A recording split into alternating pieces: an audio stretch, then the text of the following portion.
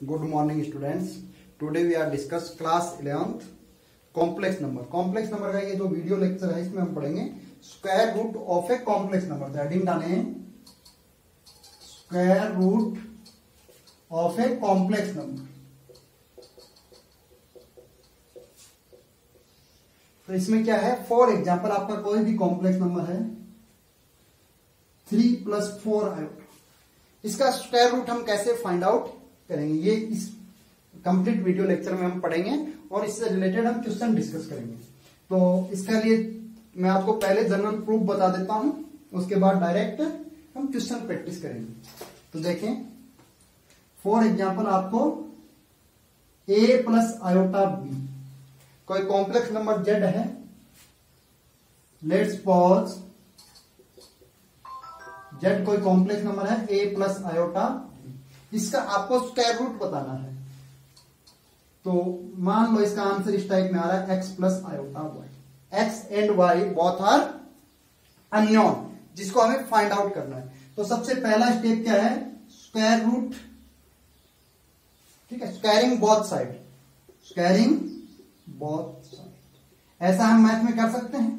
LHS में अगर square कर रहे हैं तो आरएचएस में भी हमें ऐसा करना होगा। तो a + iota b whole raise to the power 2 equal to x + iota y whole raise to the power 2 से हमारा रूट अंडर। तो इधर क्या हो गया, a + iota b equal to x² + iota y का whole square plus 2 iota xy। ये equation मिली हमें। फिर देखिए हमें क्या मिलता है, a + iota b equal to x² iota square -1 -y² plus iota into 2xy। अगर एक complex number equal complex number है तो उसका रियल पार्ट के इक्वल होगा और इमेजिनरी पार्ट के इक्वल होगा। तो comparing both side real and imaginary part, दोनों साइड हम क्या करेंगे, रियल और इमेजिनरी पार्ट का कंपेयर करेंगे। एलएचएस में हमारा रियल पार्ट है वो a है, आरएचएस में हमारा रियल पार्ट है वो x² - y² है। इक्वेशन 1।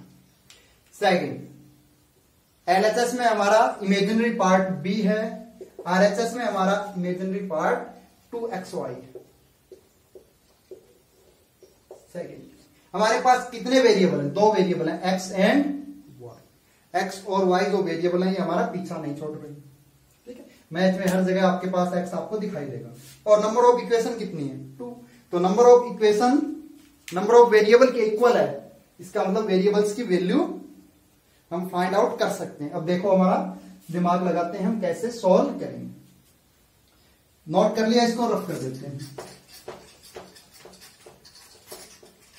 वो स्टार्टिंग की टर्म हमें याद रखनी है। हमारा z था वो a + आयोटा b था और हमें a + आयोटा b का रूट अंडर फाइंड आउट करना था।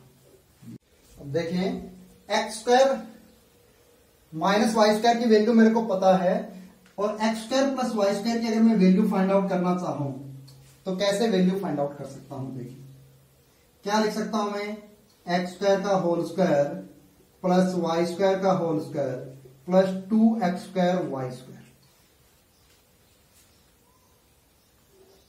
ये क्या है, x² + y² का होल स्क्वायर है ना, उसका अंडर रूट लेंगे। अब मैं दोनों साइड क्या कर देता हूं, माइनस का 2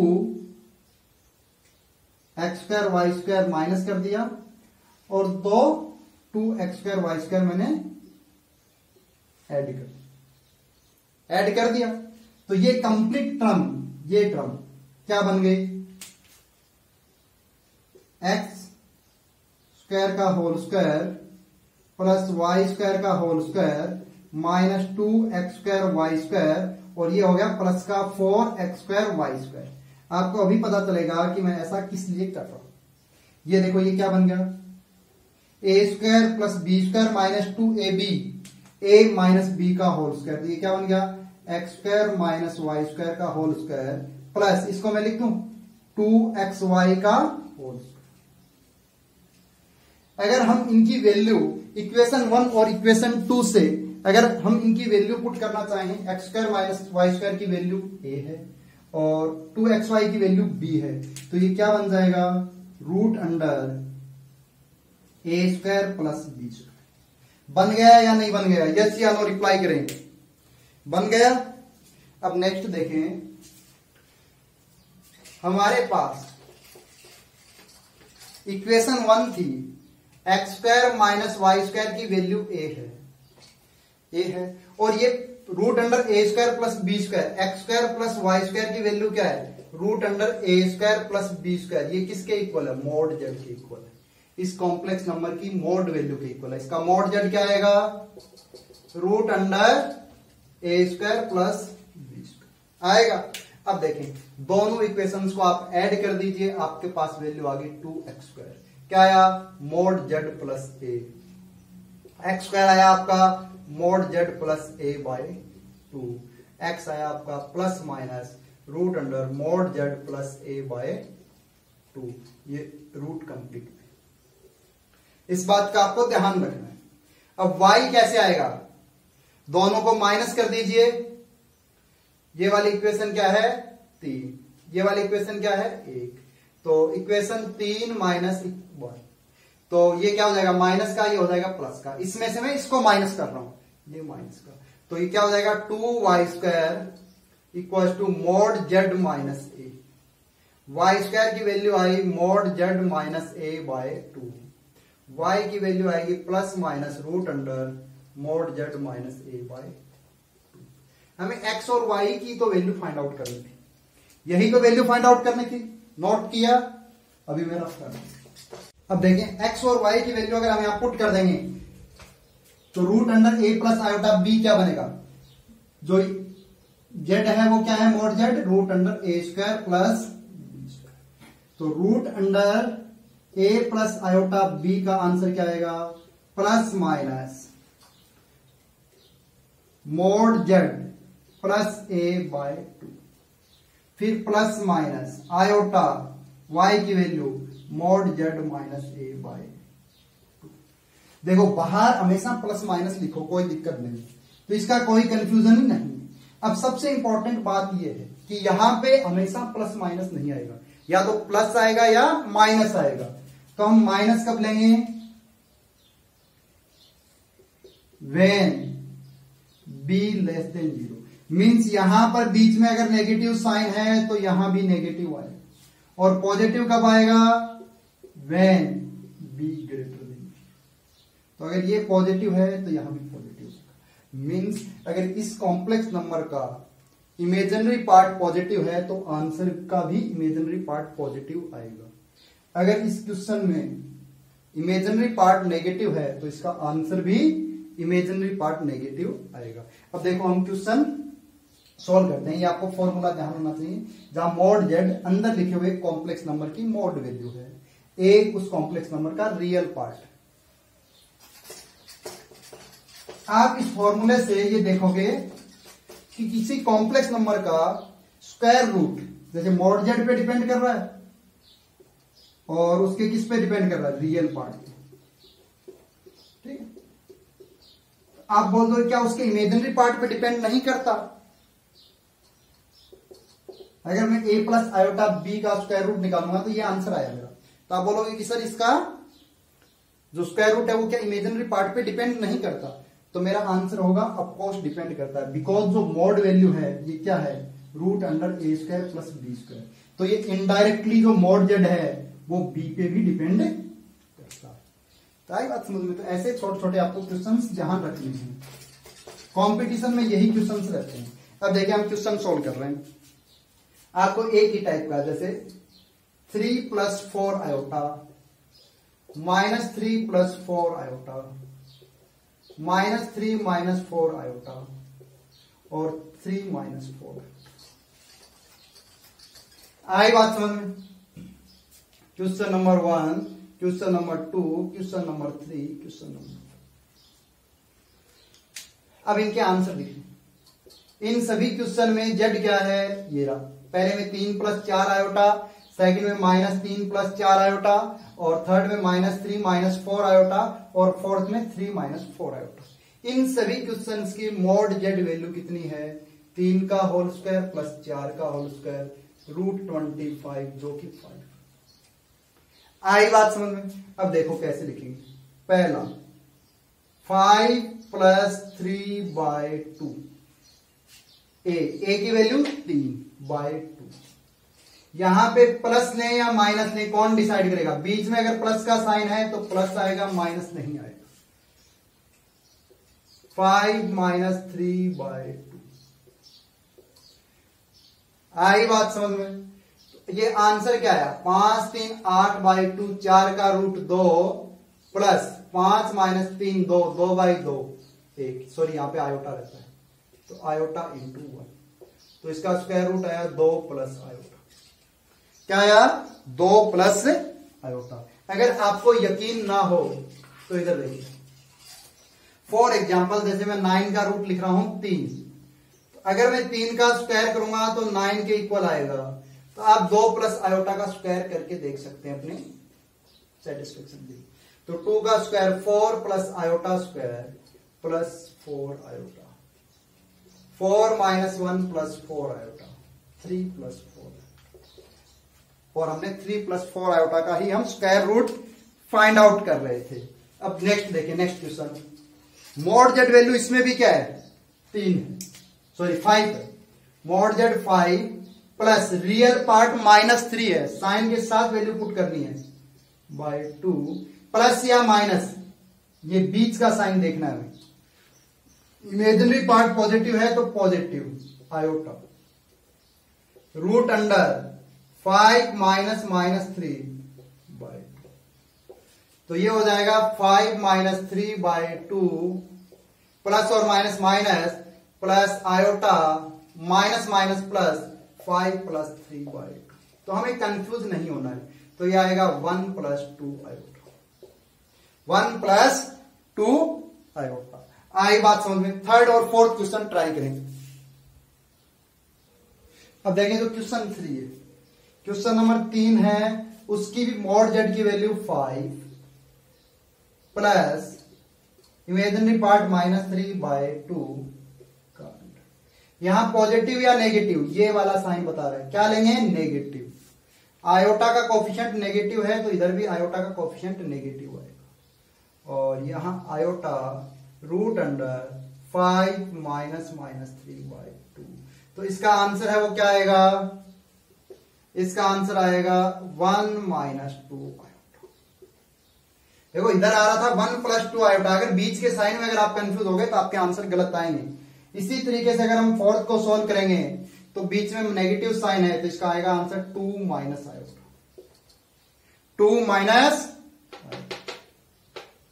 ठीक है, बाहर आप सब जगह प्लस माइनस लगा सकते हो, कोई दिक्कत नहीं।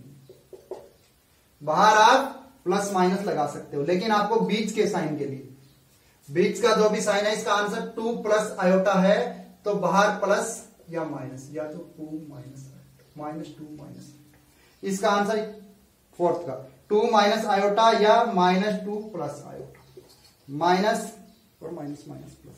कहने का मतलब यह है, अगर किसी कॉम्प्लेक्स नंबर का इमेजिनरी पार्ट नेगेटिव है तो जो इसका आंसर आएगा उसके आंसर में रियल पार्ट और इमेजिनरी पार्ट के साइन अपोजिट होंगे। एक प्लस है तो सेकंड माइनस का होगा, एक माइनस है तो सेकंड प्लस का होगा। अगर किसी कॉम्प्लेक्स नंबर में इमेजिनरी पार्ट पॉजिटिव है तो उसका स्क्वायर रूट का जो आंसर आएगा उसमें दोनों के दोनों पार्ट या तो पॉजिटिव होंगे या दोनों के दोनों नेगेटिव होंगे।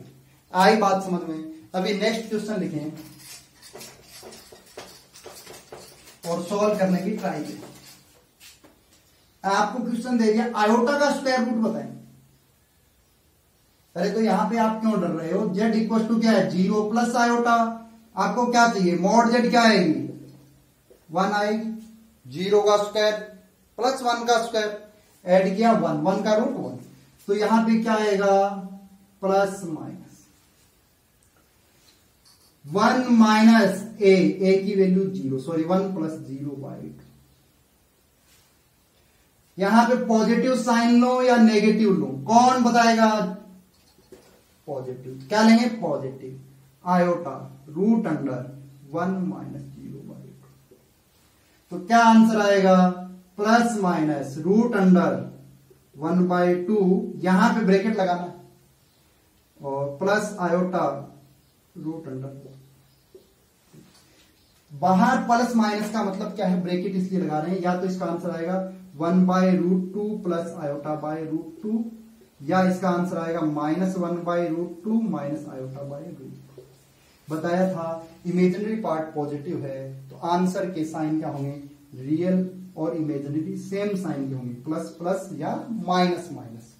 सेकंड अगर आपको समझ में आया तो ये सॉल्व करेंगे। Root under minus iota, root under minus iota mod Z1 आएगा, रियल पार्ट इसका भी 0 है but imaginary part negative sign है, तो इसका आंसर क्या आएगा? Plus minus 1/√2 minus iota by √2। यहां पे साइन पॉजिटिव की बजाय क्या आएगा? नेगेटिव आएगा।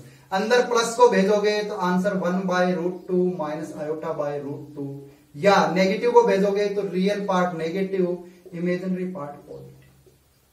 अगर आपका इमेजिनरी पार्ट नेगेटिव है तो आंसर आएगा उसमें रियल और इमेजिनरी अपोजिट साइंस के होंगे।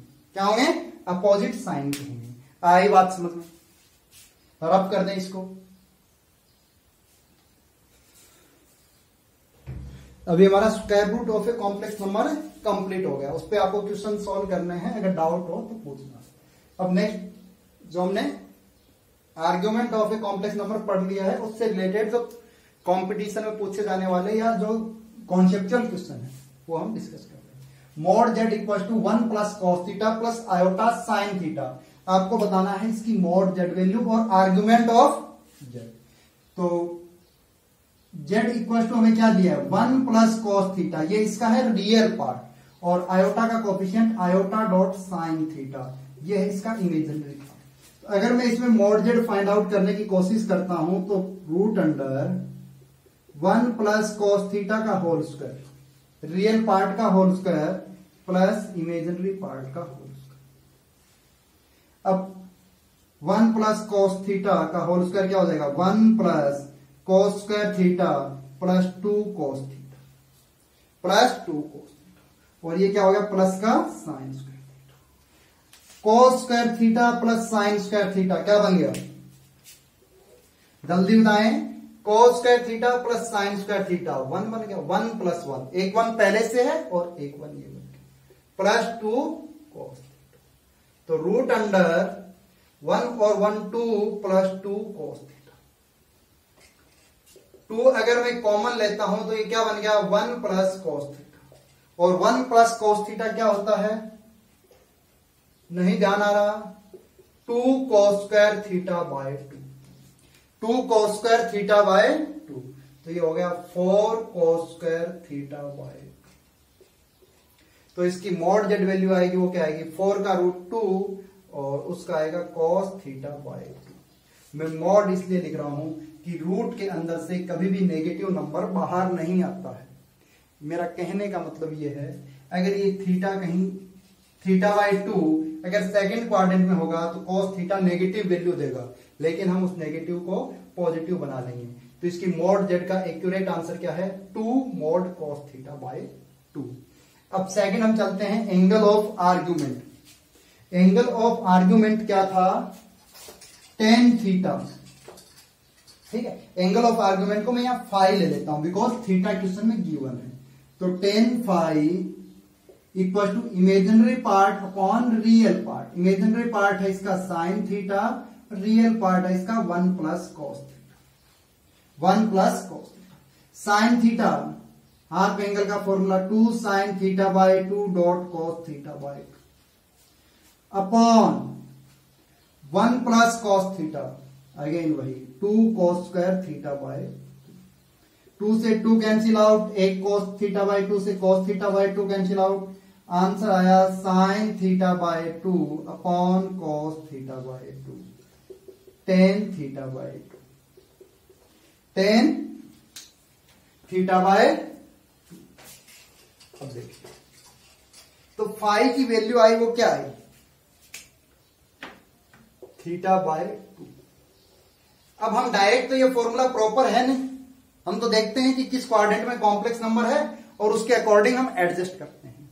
तो एक बात आप सोच के देखो, 1 + cos θ हमेशा पॉजिटिव वैल्यू देगा, बिकॉज cos θ है वो -1 से क्या होता है, +1। तो 1 में कितना कम कर सकते हैं, -1 कम कर सकते हैं, ज्यादा से ज्यादा इसको 0 बना सकते हैं, अदरवाइज ये हमेशा पॉजिटिव देगा। sin θ है वो पॉजिटिव भी दे सकता है, नेगेटिव भी दे सकता है, पॉजिटिव भी दे सकता है और नेगेटिव भी दे सकता है। तो मीन्स रियल पार्ट पॉजिटिव है, इमेजिनरी पार्ट पॉजिटिव भी हो सकता है, नेगेटिव भी हो सकता है। तो इसका आंसर या तो क्या आएगा, एंगल ऑफ आर्ग्यूमेंट, अगर हम सही लिखें इस क्वेश्चन का, एंगल ऑफ आर्ग्यूमेंट अगर फर्स्ट क्वाड्रेंट में है तो θ/2 या फोर्थ क्वाड्रेंट में है तो -θ/2। तो अगर हमें क्वाड्रेंट क्वेश्चन में गिवन नहीं है कि थीटा कहां से कहां बिलोंग करता है, तो इसका जनरल आंसर आएगा +-θ/2। जो मैं बात बोल रहा हूं वो बात समझ में आ रही है। यही छोटे छोटे आपके पास कॉन्सेप्चुअल क्वेश्चन है, ठीक। आपको क्वेश्चन आ रहा होगा लेकिन आप लास्ट में यहां पे जाके अटक जाओ। ऑप्शन आपके इस तरीके से होंगे, angle of argument A θ/2, B -θ/2, C both A and B और D none of these.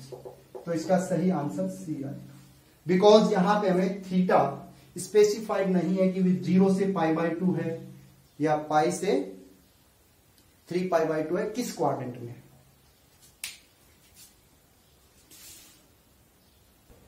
Next topic ऐसे लिखें, कोई विशेष टॉपिक नहीं है, कंपैरिजन ऑफ कॉम्प्लेक्स नंबर। ठीक है, बच्चों को इसमें कई बार डाउट आती है कि कॉम्प्लेक्स नंबर का कंपैरिजन। फॉर एग्जांपल जैसे आयोटा, 2 आयोटा, 3 आयोटा, 4, इनको मेरे को इंक्रीजिंग ऑर्डर में अरेंज करना है। जब आयोटा अगर आपको जिस नंबर में दिखाई दे दिया तो वो नंबर कैसा है, इमेजिनरी नंबर है। इमेजिनरी नंबर है मीन्स ये कैसा नंबर है, काल्पनिक नंबर है, केवल कल्पना मात्र का नंबर है। ठीक है, रियल लाइफ में इसका कोई मीनिंग नहीं है। जैसे हम रियल लाइफ में वो नंबर्स का मीनिंग है जिसको हम लाइंस पे लिख सकते हैं। लेफ्ट टू राइट चलते हैं तो नंबर्स इंक्रीजिंग ऑर्डर में होते हैं, या बॉटम टू अप साइड चलते हैं तो नंबर इंक्रीजिंग ऑर्डर में होते हैं। तो इसको किसी भी ऑर्डर में हम व्यवस्थित नहीं कर सकते। अगर मेरे को पूछ ले कोई आयोटा और 2 आयोटा में क्या रिलेशन है, आयोटा लेस देन 2 आयोटा है या आयोटा ग्रेटर देन 2 आयोटा है, तो मैं कुछ भी नहीं बता सकता। दोनों ही बात कहना क्या है, गलत है। ये जस्ट मतलब इमेजिनेशन करने टाइप है कि क्लास में 2 स्टूडेंट्स बैठे हैं और उनसे पूछा जाए कि आप बड़े होके क्या बनोगे, तो एक लड़का बोल रहा है कि मैं IAS बनूंगा, सेकंड कह रहा है मैं टीचर बनूंगा। तो उन बेसिस पे हम उनको जज करके कि ये अच्छा बच्चा है और ये खराब बच्चा है, जबकि उनका रिजल्ट आता है तो रियलिस्टिक वो है कि उनके मार्क्स किस बेस पे आ रहे हैं। ठीक, जो फेल आने वाले बच्चे हैं या बैक बेंचर्स हैं वो भी ऐसा बोल सकते हैं कि सर ये क्वेश्चन हमें सही आ रहा है, तो वो केवल एक इमेजिनेशन है, वो वैसा सोच रहे हैं, तो उससे हम कंपेयर नहीं कर सकते। सेकंड बात, अगर आयोटा है वो आयोटा के इक्वल है, हाँ ये मैं कह सकता हूं। अगर कोई कॉम्प्लेक्स नंबर है 3 + 4 आयोटा, तो मैं कह सकता हूं ये 3 + 4 आयोटा के इक्वल है। अगर कोई कॉम्प्लेक्स नंबर इक्वल होगा तो उसका रियल पार्ट के इक्वल होगा, इमेजिनरी पार्ट के इक्वल होगा। सेकंड देखें, इसी चीज पे हम और बेसिक क्वेश्चन डिस्कस करते हैं, असर्शन रीजन की क्वेश्चन डिस्कस करते हैं। If Z1 = Z2 then Z1 = Z2। True false का क्वेश्चन है। कोई ऐसे कॉम्प्लेक्स नंबर हैं 2, अगर उनकी मोड वैल्यू इक्वल है तो क्या वो कॉम्प्लेक्स नंबर दोनों इक्वल होंगे। देखो मोड वैल्यू क्या होती है, आर्गन प्लेन में उस कॉम्प्लेक्स नंबर की ओरिजिन से डिस्टेंस, और मींस मान लो ये मोड वैल्यू है किसी कॉम्प्लेक्स नंबर की Z, तो सेंटर से इतनी रेडियस पे जो सर्किल है, इस सर्किल के सरकमफेरेंस पे जितने जो कॉम्प्लेक्स नंबर आ रहे हैं उन सब की क्या है, मोड वैल्यू सेम। तो सेम मोड वैल्यू वाले कितने कॉम्प्लेक्स नंबर होंगे, सरकमफेरेंस पे जितने पॉइंट है उतने, तो ऐसे तो इन्फिनिटी होंगे। तो मींस जो ये स्टेटमेंट है ये क्या है, फॉल्स। आई बात समझ में। सेकंड क्वेश्चन देखें।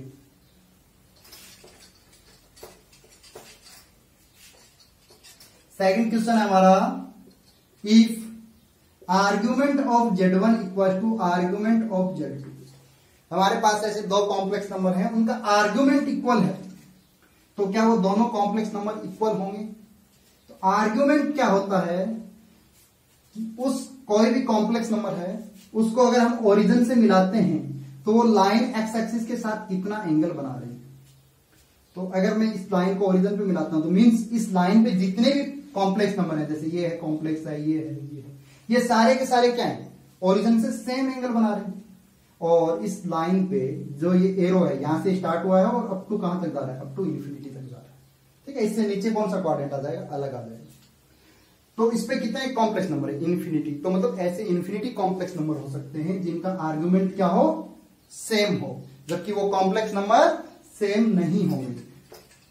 तो कहने का मतलब क्या हुआ, ये भी फॉल्स स्टेटमेंट, ये भी क्या है, फॉल्स। अब नेक्स्ट थर्ड है, ठीक है, इनको समझ के सोल्व करना है, आपको कंफ्यूज नहीं होना है कि कब क्या कह रहे हैं। If mod Z1 equal to mod Z2 and argument of Z1 equal to argument of Z2, then Z1 equal to Z2। मतलब इनकी मॉड वैल्यू इक्वल है। तो देखो मॉड वैल्यू इक्वल है मींस वो सारे कॉम्प्लेक्स नंबर जो इस सर्किल में आ रहे हैं, मान लो इसकी मॉड वैल्यू 2 है, तो 2 रेडियस का जो सर्किल है उसके सरकमफेरेंस के सारे कॉम्प्लेक्स नंबर, और इनका आर्ग्यूमेंट भी इक्वल है, मींस वो कॉम्प्लेक्स नंबर जो इस स्ट्रेट लाइन पे आ रहे हैं।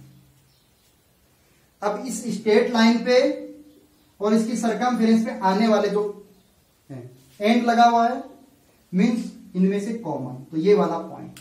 और स्ट्रेट लाइन, ठीक है, स्ट्रेट लाइन में ये एरो है, यहां से स्टार्ट हुआ है और आगे इंफिनिटी तक जा रहा है, ये पीछे नहीं आ रहा है, और ये सर्किल का सरकमफेरेंस, तो ये क्या है, यूनिक पॉइंट है। तो अगर ऐसा कोई कॉम्प्लेक्स नंबर होगा जिसमें Z1 इक्वल टू Z2 है, sorry mod Z1 equal to mod Z2 है, और argument of Z1 argument of Z2 के इक्वल है, तो ऐसा केवल एक ही कॉम्प्लेक्स नंबर होगा, मींस वो complex number equal complex number है। आई बात समझ में? अब इसका रिवर्स भी देखिए। रिवर्स में क्या है, अगर आपको बोल दिया जाए कि Z1 equal to Z2, then mod Z1 equal to mod Z2 होगा, and argument of Z1 equal to argument of Z2 होगा। दो कॉम्प्लेक्स इक्वल कॉम्प्लेक्स नंबर हैं, तो उनकी मॉड वैल्यू भी कंफर्म इक्वल आएगी और उनका आर्ग्यूमेंट भी कंफर्म इक्वल आएगा। आई बात समझ में? आज के लिए इतना ही, ये केवल बेसिक था जो आप पढ़ें, और किसी को कोई डाउट हो क्वेश्चन में तो मेरे को बताएं, हम फिर से नेक्स्ट वीडियो लेक्चर में डिस्कस करेंगे।